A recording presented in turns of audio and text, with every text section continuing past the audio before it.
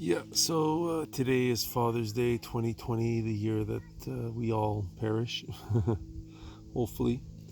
But we're pretty fucking resilient. We're going to continue holding on. Maybe you're picking up on the fact that, well, two things that you're picking up on. Number one, I'm on a little inflatable water thing that I bought at Costco. Two for $37. The best investment I ever made. I really enjoy being here. It's very relaxing. Get to tilt my head back on this little cushion here. But yeah, I'm not doing too well.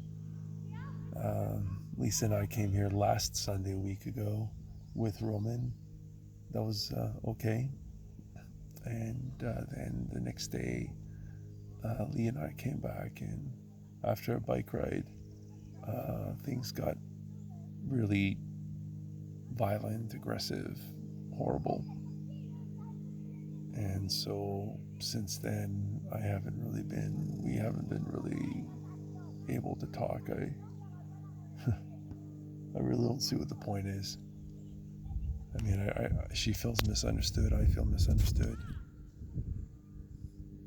I have this sense that, I mean, I warned everybody, man, the month of June, there's so much stress. There's so many unimaginable problems that come up that I just could never have anticipated. Hence, they're unimaginable. I can't even think of any right now. My brain is not 100%. Now there's a heat wave, the second heat wave of the year. It's gonna last up until Tuesday. I think it's been going on for the last 3 days, and despite the heat wave, through that I'm still wearing my mask. The guys are wearing their masks. You know, I had a 1,000-pound piano a couple of days ago next to a construction site. The sound of the construction site is in one of my videos. It was horrendous. It was horrible. It was loud. And I'm just sitting here and I'm listening to these children playing. And I guess, no, overall, that's okay. They're okay. It was just that was coupled, their sounds was coupled with that of a guy or a girl, but most likely a guy, revving his motocross engine out in the distance. And there's quite a bit of distance here. So sounds tend to reverberate. They travel, especially over these open spaces. And much like the motorcycle, I'm sure that my voice and Lisa's voice carried on Monday. I just couldn't believe it. I was being told things. You know, you let your guard down when you're with somebody that, and I know it goes both ways. I know it goes both ways. You let your guard down. I let my guard down. I reveal things, and then those things are brought up later on in an argument. And I remember Lisa always saying, "Hey, don't bring this up." And people who claim to be a certain way, oh, I'm an honest person, or they ask others not to do a certain thing, or they suspect others to have done a certain thing, that is most likely because they themselves think that way and they know that they would do it. I would go and drain the person's bank account, kind of thing. So I'm going to tell the person, please don't ever touch my money.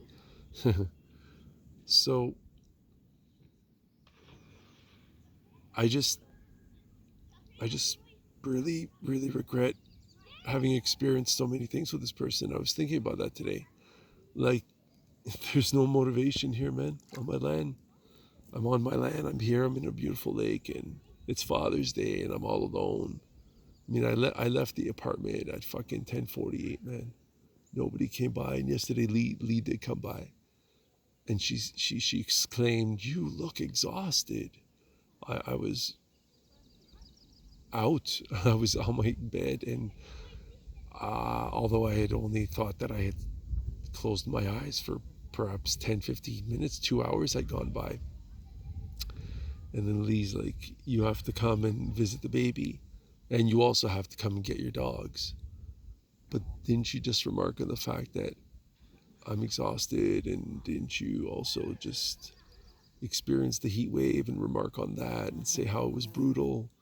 But guess what? I was moving a 1,000-pound piano on this day where with the Humidex it was 40 degrees. And I'm floored, man. I'm like, it's not a knockout punch, but it's getting close. It's getting kind of close. Coupled Freudian slips, eh? In combination with me being alone on Father's Day, I mean, I started reflecting on that and I was like, damn, man, I did the best I could. No one's a fucking angel. No one's a fucking angel, man.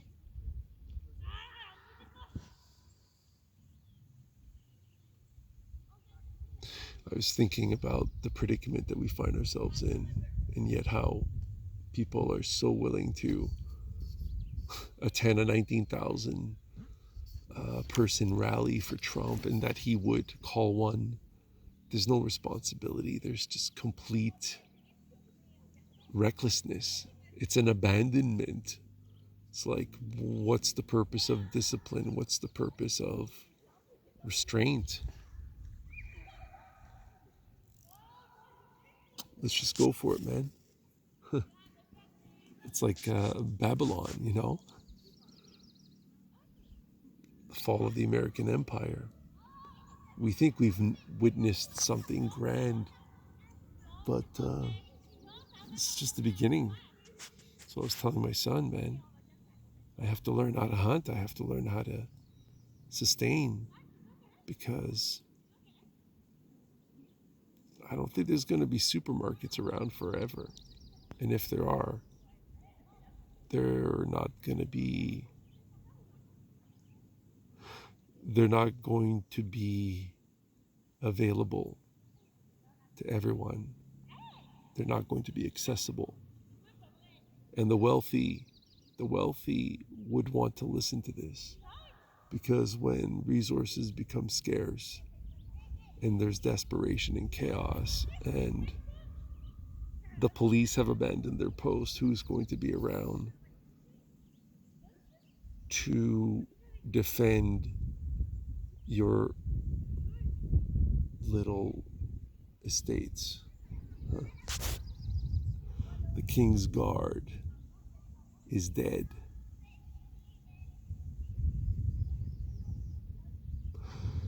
And you know, people, they'll go out and they'll recycle and compost, and then they'll buy their third car in the suburbs.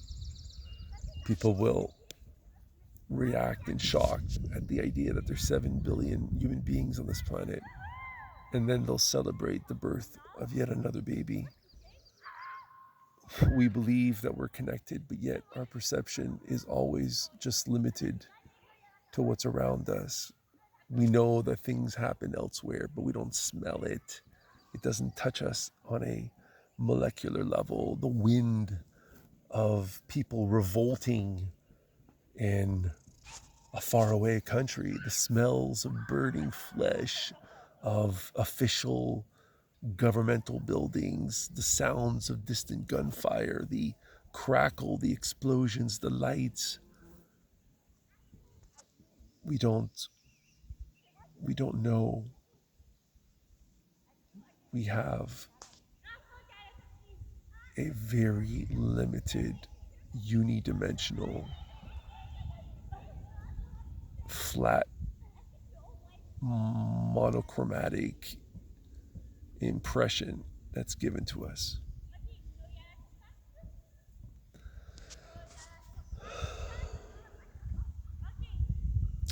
So yeah, I'm fucking down, man. Thinking about all the work and thinking about all the risks I have to take here. It's me alone, man. At some point, people are gonna ask the question, hey dude, how did you manage to afford such a fucking expensive house? So I think I'm going to have to modify things. a lot. My perception of things, my expectations, which I would prefer never to have. Gosh, the sun is right in my face. There we go. I use the paddle. There we go. The sparkling on the water is quite magnificent, mesmerizing, beckoning.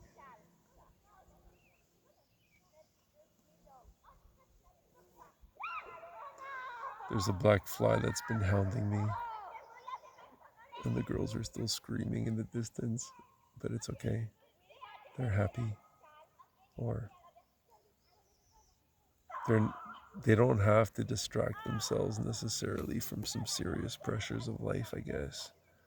Of course, the human condition is always to be under some type of stress, and there will always be suffering at whatever age, even at the beginning of life, even pre-life or pre-outside of the womb life.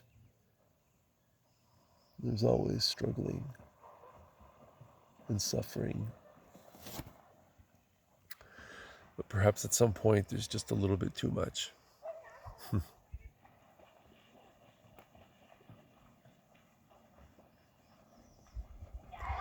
I was fantasizing about having a real conversation with Herbie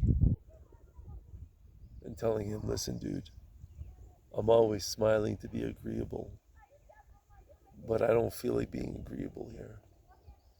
So I'm going to be my genuine self. And if you can't deal with that, let me know. If you plan on kicking me out because you have a personal issue with me, please let me know. I'm tired of people abusing their freaking power and just deciding that they don't want to have anything to do with me just because they have a personal issue. It's like, Jesus Christ, man. I'm not the worst of them all. Really, I'm not.